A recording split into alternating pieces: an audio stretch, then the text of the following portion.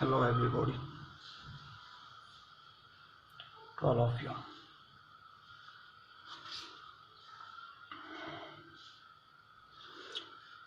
Question number 1, कोई संख्या पूर्ण वर्ग हो सकती है या नहीं हो सकती, यह कैसे ज्ञात करेंगे। देखिए, इस प्रकार की संख्या को ज्ञात करने के लिए थोड़े से मेथड को अप्लाई करना पड़ता है हम लोगों को। क्या करते हैं मेथड को अप्लाई करने के लिए, सबसे पहले आपने क्या किया, जीरो का वर्ग किया।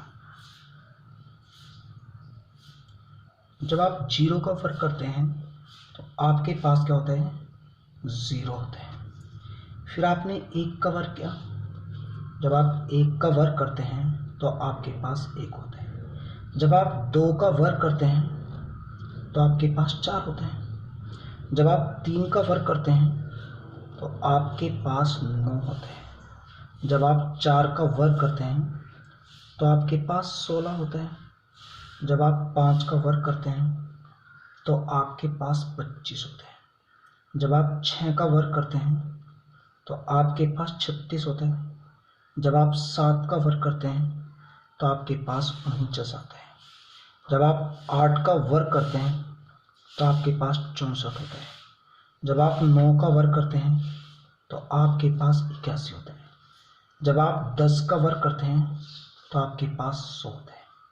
अब आप देखते हैं, जीरो से लेकर 10 तक की संख्या को वर्ग करने पर आपको किसी भी संख्या के इकाई के स्थान पर, संख्या के वर्गों के इकाई के स्थान पर कहीं भी न तो आपको 2 दिखाई दिया, न आपको 3 दिखाई दिया, न आपको 7 दिखाई देता है और न ही आपको 8 दिखाई देता है।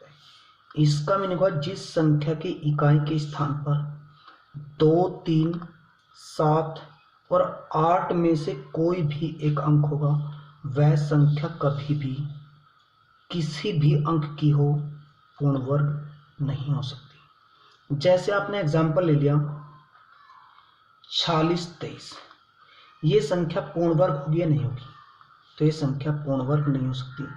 क्यों नहीं हो सकती, क्योंकि संख्या के इकाई के स्थान पर 3 है, तो यह संख्या कभी भी पूर्ण वर्ग नहीं हो सकती।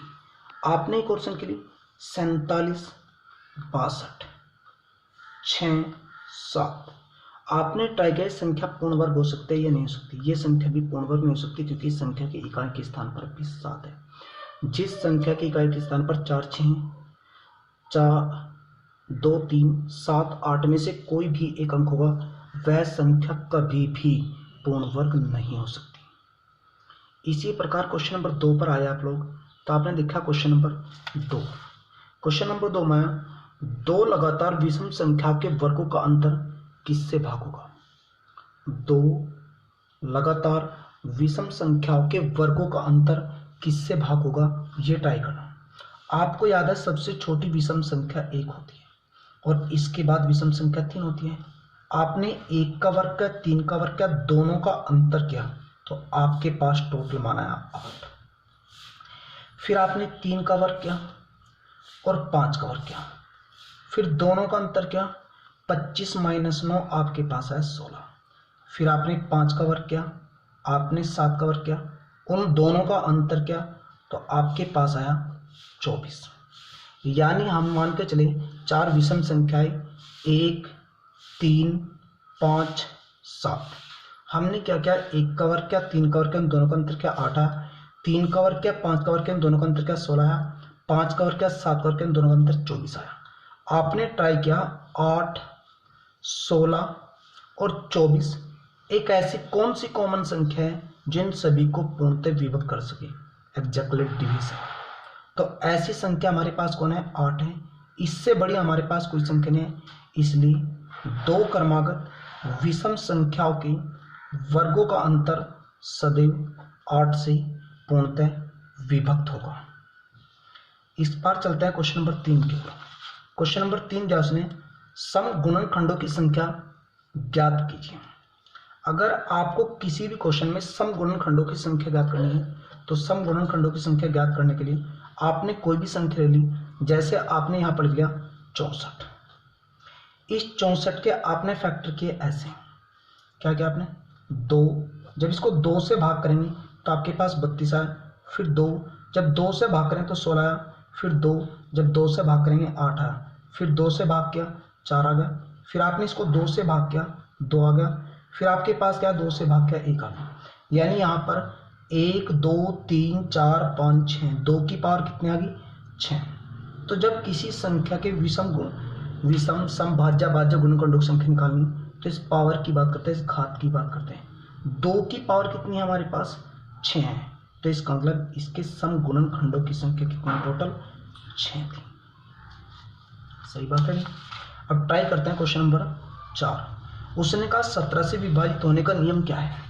तो देखिए एग्जाम की इंपॉर्टेंट टॉपिक है 17 से विभाजित होने का नियम। 17 से विभाजित होने का नियम आपके पास ये था, अगर आपके पास कोई भी संख्या ले लिया आपने, ये ले लिया आपने, याद, अगर आपके पास कोई भी संख्या है, आपने कहा 17 से भाग होते हैं नहीं, तो आपने ओरल में ऐसे ट्राई करके देखा 17 से भाग होते हैं, 17 एकम 17, 85 और 17 चौका 68। तो आपने ट्राई किया 17 85 68 संख्या पूरी पूरी किससे भाग होती है 17 से भाग। मेथड क्या होते हैं, अगर आप संख्या की इकाई के स्थान का, कोई भी संख्या है उसका इकाई का स्थान लीजिए, उस संख्या के इकाई के स्थान का 5 गुना कीजिए और उस संख्या के इकाई के स्थान के 5 गुने को यदि शेष संख्या में से माइनस कर देते हैं, इकाई के स्थान का 5 गुना शेष संख्या से माइनस कर देने पर जो शेष संख्या प्राप्त होती है आपको, वह संख्या भी 17 से पूरी पूरी भाग हो जाती है। तो वह संख्या 17 से पूरी पूरी भाग हो जाती है। चेक करते हैं 17 एकम 17, 17 चौका 68 और 17 126, तो यह संख्या 17 से पूरी पूरी भाग होती है। तो 17 से भाग होने का नियम है, जिस संख्या के इकाई के स्थान का 5 गुना करके शेष संख्या में से माइनस करते जाए और प्राप्त संख्या शेष संख्या 17 से भाग हो जाए तो वह संख्या भी 17 से पूरी पूरी भाग हो जाएगी। इसके बाद ट्राई करते हैं आप लोग 1 से 200 के बीच कितनी संख्या है जो 7 से पूरी पूरी भाग हो जाती है। 1 से 200 के बीच कुल कितनी संख्या है जो 7 से पूरी पूरी भाग हो जाती है। देखो सबसे पहले तो सबसे छोटा मान लो, सबसे छोटा मान कौन है, सबसे छोटा नंबर आपके पास 1। फिर आप सबसे बड़ी संख्या लो, तो सबसे बड़ी संख्या कौन आपके पास 2। आपने सबसे छोटी संख्या को 7 से भाग किया और 7 से भाग करने पर आपके पास जो भागफल है वो कितना आया 0 आया। फिर आपने सबसे बड़ी संख्या को 7 से भाग किया और भाग करने पर आपने भाग किया तो 7 एकम 7 दूनी 14, कितने बचे चाहिए होगी कितनी 60, 7 8 56। तो अब आपके पास कितना है भागफल 28। जब आप दोनों भागफलों का अंतर करेंगे तो आपके पास कितना है 28। इसलिए 1 से 200 के बीच 7 से भाग होने वाली कुल संख्याएं आपके पास कितनी है 28 संख्याएं। इससे आगे चलते हैं। अब आया आपके पास क्वेश्चन नंबर 6। देखिए क्वेश्चन नंबर 6 एग्जाम के लिए इंपॉर्टेंट है और वैसे भी मेथड के लिए इंपॉर्टेंट है, क्योंकि आपके पास क्वेश्चन पहली बार शायद मैंने दिखाई दे रहा है। एक संख्या को 3 5 8 से भाग देने पर 1 4 और 7 से इस पर बचते हैं। एक संख्या को 3 5 8 से भाग देने पर 1 4 और 7 से इस पर बचते हैं। वह संख्या कौन सा आपको ये चेक करना है। आपको किससे भाग करना, जिससे भी भाग करना हो तो आपके पास जितने भी भागफल हैं वो यहाँ लिख लो, 3 5 और 8 लिख दे भागफल। अब आप यहाँ पर आ जाओ, आपके पास जितना भी शेषफल है वो यहाँ लिखते जाओ, 1 4 और 7। भागफल इस लाइन पे और शेषफल इस लाइन पे लिखना है आप लोगों ने। अब आप क्या करेंगे, जो सबसे नीचे का मान है उन दोनों को एक साथ ऐड कर देंगे, प्लस कर देंगे। जब आप इन दोनों को प्लस करेंगे तो आपके पास आएगा 15। दोनों को प्लस किया तो माना है 15। इन दोनों संख्याओं का योग इस संख्या के साथ गुना होगा और इस संख्या को प्लस करेंगे। 15 5 75 और 7 कितना होता है 75 और 7 होता है 79। जो हल होगा आएगा उसकी गुना करेंगे इसके साथ और इसको कर देंगे क्या प्लस। अब गुना करेंगे तो आपके पास गुना कितना है इन दोनों की, 9 ते 27 और 28, 7 ते 21 और 2 से 23। तो आपके पास मूल संख्या कौन है 238। जिसे 3, 5, 8 से भाग देने पर क्रम से शेषफल 1, 4 और 7 होता है, वह मूल संख्या कितनी है? 238 है जी आपके पास। अब आपके पास क्वेश्चन है 7, पहली n संख्या को योग ज्ञात कीजिए। किसकी? पहली n संख्या को योग ज्ञात कीजिए। देखिए आपके पास n संख्या आ गई 1, पहली n विषम संख्या को योग ज्ञात कीजिए। पहली संख्या है आपके पास 1, 1 के बाद आपके पास 3 और 3 के बाद आपके पास आ गई 5 और 5 के बाद आपके पास आ गई 7। उसने कहा पहली n संख्या, आपने मान के चलिए पहली n संख्या को मिलेगा आपके पास पहली कितनी संख्या है? टोटल आपके पास 4 संख्या है, तो यहाँ पर लिख लो 4। 4 के बाद कौन आता है? 5, तो 5 से इसको गुना कर दो तो आपके पास टोटल कितना का? 20। अब आप ऐड करके देखो 1 और 3, 4, जब भी